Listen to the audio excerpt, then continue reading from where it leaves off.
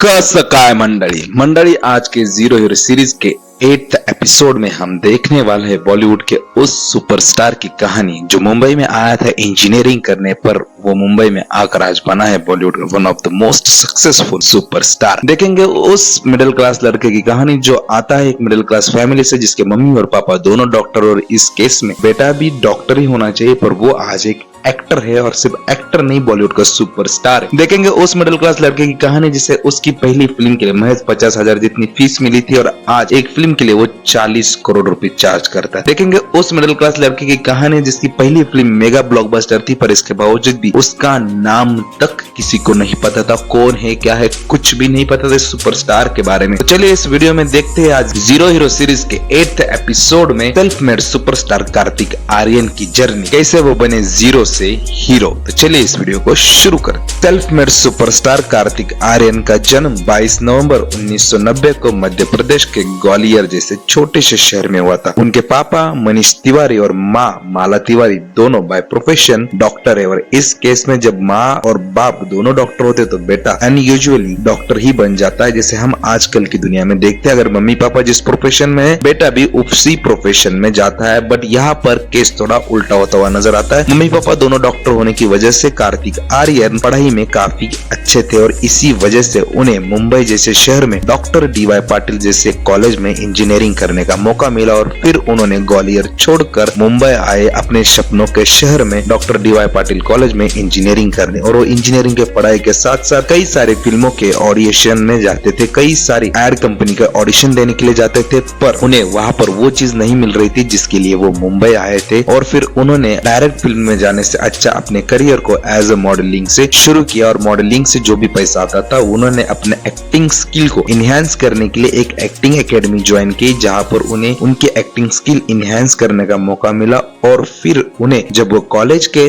3rd year में थे तब उन्हें उनके सपनों की चाबी मिल गई। जी हाँ, उन्हें उनके करियर की पहली फिल्म मिल गई जब वो अपने कॉलेज के 3rd ईयर में थे और वो फिल्म थी जो सन 2011 में आई थी। उस समय सभी यंगस्टर्स के बीच वो फिल्म काफी ज्यादा पॉपुलर हुई थी क्योंकि उस फिल्म में अतरंगी लव का अतरंगी पंगे दिखाए गए थे और यही पंगे उस समय यंगस्टर्स के बीच काफी ज्यादा सुर्खियां बना रहे थे और इसीलिए वो फिल्म बॉक्स ऑफिस पर मेगा ब्लॉकबस्टर साबित हुई। आप समझ ही गए होंगे मैं किस फिल्म की बात कर रहा हूँ। जी हाँ, मैं बात कर रहा हूँ कार्तिक आर्यन की करियर की पहली फिल्म जिससे उन्होंने बॉलीवुड में डेब्यू किया, फिल्म प्यार का पंचनामा। वो उन्हें उनके कॉलेज के 3rd ईयर में मिली थी। सन 2011 में आई प्यार का पंचनामा का बजट उस समय 3 करोड़ रुपीज था और इस फिल्म ने बॉक्स ऑफिस पर 17 करोड़ से भी ज्यादा का कलेक्शन किया था, यानी मेगा ब्लॉकबस्टर बनकर निकली थी ये फिल्म। पर इतनी बड़ी ब्लॉकबस्टर होने के बाद भी इस फिल्म का कार्तिक आर्यन को कुछ भी फायदा नहीं हुआ। लोगों को उनका नाम तक पता नहीं था, लोग उन्हें सिर्फ एक नाम से जानते थे कि वो बड़ा डायलॉग बोलने वाला लड़का। उसके अलावा वो कौन है क्या है किसी को नहीं पता था। और कार्तिक ने भी एक अच्छे बच्चे की तरह उस फिल्म के बाद पहले अपने एजुकेशन पे फोकस किया, अपनी इंजीनियरिंग कंप्लीट की और फिर ग्रेजुएशन कंप्लीट करके कार्तिक आर्यन ने फिल्मों पे फोकस किया, जहां पर उन्होंने सन 2013 में फिल्म की थी आकाशवाणी जो कि बॉक्स ऑफिस पर पूरी तरह से फ्लॉप साबित हुई। और 2014 में आई उनकी फिल्म कांची जो कि सुभाष घई के प्रोडक्शन हाउस तले बनी थी। इसके बावजूद भी वो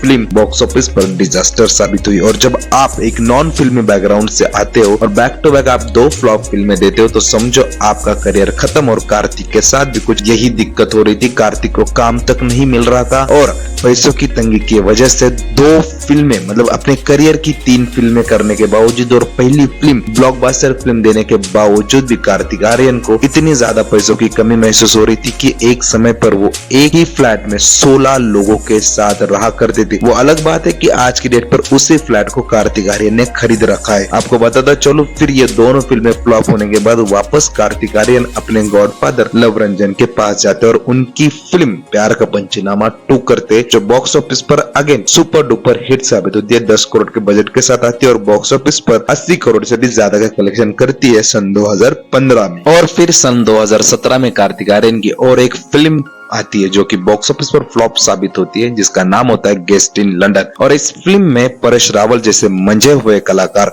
होने के बावजूद भी ये फिल्म जब बॉक्स ऑफिस पर फ्लॉप होती है तब शायद कार्तिक आर्यन का भी कॉन्फिडेंस डगमगा जाता है, उन्हें भी समझ में नहीं आता है कि क्या हो रहा है। उन्होंने अब तक करियर में 5 फिल्में कर चुके होते, जिसमें से 3 फिल्में डिजास्टर और फ्लॉप साबित हो चुकी होती है और उन्हें भी लगता है कि शायद अब मेरा करियर नहीं चल पाएगा, क्योंकि वो एक आउटसाइडर है। और तब उनकी लाइफ में वापस आ जाते हैं उनकी लाइफ के माइलस्टोन कहे जाने वाले लव रंजन सर, और वो उन्हें देते हैं उनके करियर की वो टर्निंग फिल्म जहां से उनका करियर 360 डिग्री चेंज हो जाता है। और जिस फिल्म के बाद एग्जैक्टली कौन है कार्तिक आर्यन, क्या है कार्तिक आर्यन, ये सब लोग जानने लगते हैं। अब लोग सिर्फ उन्हें वो लंबे डायलॉग बोलने वाला लड़का ही नहीं, बल्कि उनके नाम से जानने लगते हैं, उनके नाम को गूगल पर सर्च करने लगते हैं। जी हाँ, मैं बात कर रहा हूँ फिल्म सोनू की टीटू की स्वीटी, जो आई थी महज 20 करोड़ के बजट के साथ, पर बॉक्स ऑफिस पर कमाए थे 150 करोड़ रुपए, जो सन 2018 में आई थी। उसी फिल्म ने कार्तिक आर्यन के करियर को 360 डिग्री चेंज किया और उसी फिल्म के बाद कार्तिक आर्यन ने अपने आप को बॉलीवुड में कुछ इस कदर स्टैंड किया कि वो बन गए बॉलीवुड के एक सक्सेसफुल एक्टर, क्योंकि उसके बाद बैक टू बैक आई दोनों ही फिल्में उनकी बॉक्स ऑफिस पर 100 करोड़ से भी ज्यादा का कलेक्शन की थी, जिसमें कृति सेनन के साथ आई फिल्म लुका छिपी, जिसका एल्बम चार्ट बस्टर था, और उसी के बाद उनकी एक रीमेक फिल्म आई जिसका नाम था पति पत्नी, और वो उसने भी बॉक्स ऑफिस पर 150 करोड़ रुपीस के आसपास का कलेक्शन किया। और सन 2018-19 इन 2 सालों में 3 फिल्में, वो भी 100 करोड़ पार देकर कार्तिक आर्यन बॉक्स ऑफिस के एक राजा बन गए और इंडस्ट्री में अपने आप को उन्होंने एस्टेब्लिश किया। अब कार्तिक आर्यन एक्टर से स्टार बन गए थे अपनी 3 बैक टू बैक सुपरहिट फिल्मों के साथ, और इतने बड़े स्टार बन जाते हैं कि बॉलीवुड का एक प्रोडक्शन हाउस है जो सिर्फ स्टार, सुपरस्टार या फिर सुपरस्टार के बच्चों को लॉन्च करने का काम करता है। आप समझ गए होंगे, करण जौहर का प्रोडक्शन हाउस धर्मा प्रोडक्शन।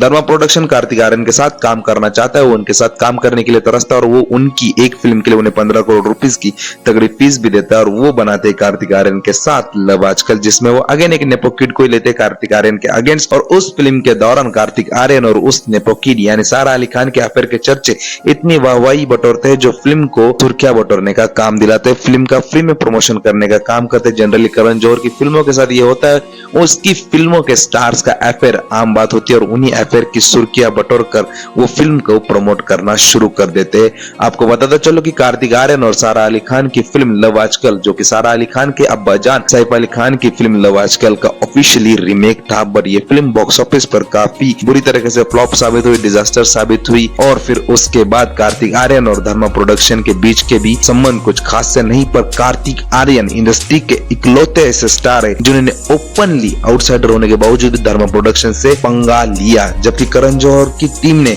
ऑफिशियली बाहर आके ये भी कहा था कि कार्तिक आर्यन का जो रवैया है वो प्रोफेशनल नहीं है, पर उसके अगेंस्ट जो टी सीरीज के मालिक है जिन्होंने कार्तिक आर्यन के साथ कई सारी फिल्में की, उन्होंने भी भूषण कुमार साहब ने आकर कहा कार्तिक आर्यन का रवैया तो काफी ज्यादा प्रोफेशनल है और वो काफी ज्यादा प्रोफेशनल बंदा है। मतलब खुद के दम पर इंडस्ट्री में स्टैंड होने के बाद इन्होंने इंडस्ट्री के माफिया से ही पंगा लेना शुरू कर दिया, और उसके बाद उन्होंने धर्मा प्रोडक्शन के साथ कोई काम नहीं किया। और फिर सन 2021 और 22 में 2 ऐसी फिल्में आती है जो बॉक्स ऑफिस पर नहीं पर ओटीटी पर रिलीज होती है, पर इसके बावजूद भी जो कार्तिक आर्यन के फैन है उनके दिलों में तो कार्तिक आर्यन की इज्जत बढ़ा ही देती है। पर जो लोग कार्तिक आर्यन को ये कहकर ट्रोल करते थे कि कार्तिक आर्यन हर फिल्म में एक तरह की एक्टिंग करता है, जो लोग कार्तिक आर्यन को ये ट्रोल करते थे कि कार्तिक आर्यन अपने आप को ही हर फिल्म में शो करता है, उन लोगों के मुंह पे सीधा जवाब थी ये फिल्में कार्तिक आर्यन के एक्टिंग स्किल को बताती थी। ये फिल्में कार्तिक आर्यन की बॉलीवुड में पावर दिखाती। जी हाँ, मैं बात कर रहा हूँ फिल्म धाकड़ और फ्रेडी, जहाँ पर फ्रेडी में कार्तिक आर्यन ने एक साइको डॉक्टर का रोल प्ले किया था, जो ऐसा डेंटिस्ट था जो लिटरली किसी का मर्डर करने से पहले कुछ भी नहीं सोचता था और एक साइको से स्माइल देता था। उस फिल्म ने जो कार्तिक आर्यन ने जो एक्टिंग की थी, बाय गॉड मैं यकीन ही नहीं कर पा रहा था कि ये वही लड़का है जिसने प्यार का पंचनामा, जिसने लुका छुपी जैसी फिल्मों में वो स्वीट सा, इनोसेंट सा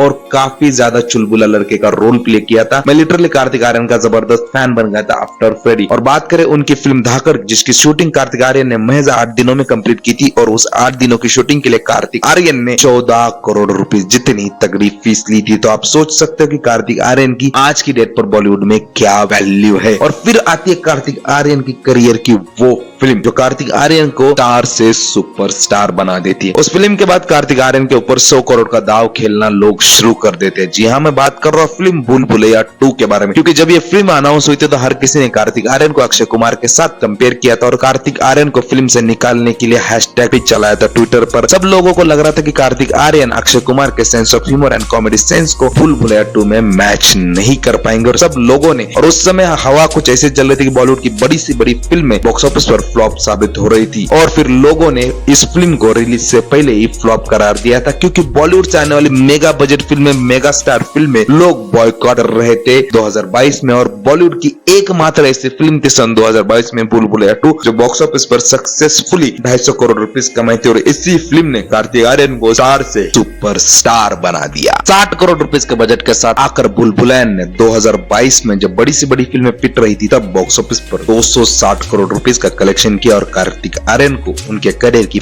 200 करोड़ फिल्म मिली। और इसी की फिल्म की सफलता से इंप्रेस होकर फिल्म के प्रोड्यूसर भूषण कुमार साहब ने कार्तिक आर्यन को एक फरारी गिफ्ट कर दी जिसकी प्राइस 6 करोड़ रुपए होती है।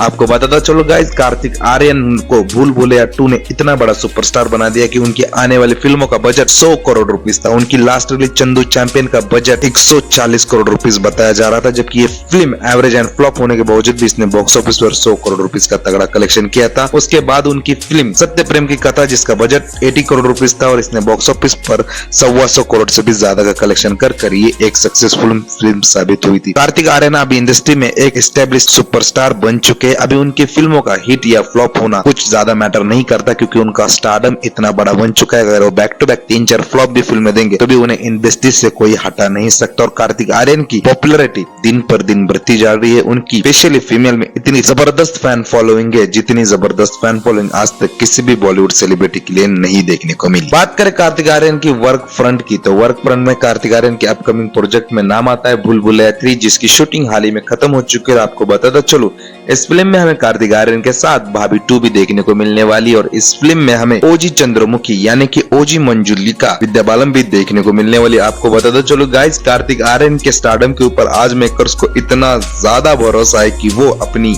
इस सिंघम अगेन के सामने लाने जा रहे हैं। आपको बताता चलो गाइस, सिंघम अगेन बॉलीवुड के कॉप यूनिवर्स की फिल्म है और बॉलीवुड की मोस्ट सक्सेसफुल फ्रेंचाइजी में से एक आती है सिंघम सीरीज पर। इसके बावजूद भी मेकर्स को पूरा भरोसा कि कार्तिक आर्यन आज के दम पर उतने बड़े सुपरस्टार है कि वो सिंघम जैसी फिल्म के सामने खड़े रहने की हिम्मत कर सकते हैं। तो आप सोच सकते हैं कि कार्तिक आर्यन आज कहां से कहां पहुंचे। अगर हम बात करें कार्तिक आर्यन की लाइफ से हम क्या सीख सकते हैं, तो एक चीज हम कार्तिक आर्यन की लाइफ से जरूर सीख सकते कि यदि आपके सपने के प्रति आपकी इच्छा अगर पूरी है, यदि आपका सपना वाकई में आप दिल से पूरा करना चाहते हो, तो ये कोई मैटर नहीं करता कि आप कहां से आए और आप जिस फील्ड में अपने आप को आगे बढ़ाना चाहते हो उस फील्ड के बारे में आपको नॉलेज है भी या नहीं, कोई चीज मैटर नहीं करती। समय के साथ हर एक चीज आपको मिलती जाती है। बस आप उस सपने को पूरी शिद्दत से चाहिए और उसे पाने के लिए कोशिश करते रहे, चाहे आपको किसी भी हद तक जाकर उसके लिए कोशिश करनी पड़े, तो आपको वो करने से पीछे नहीं हटना चाहिए।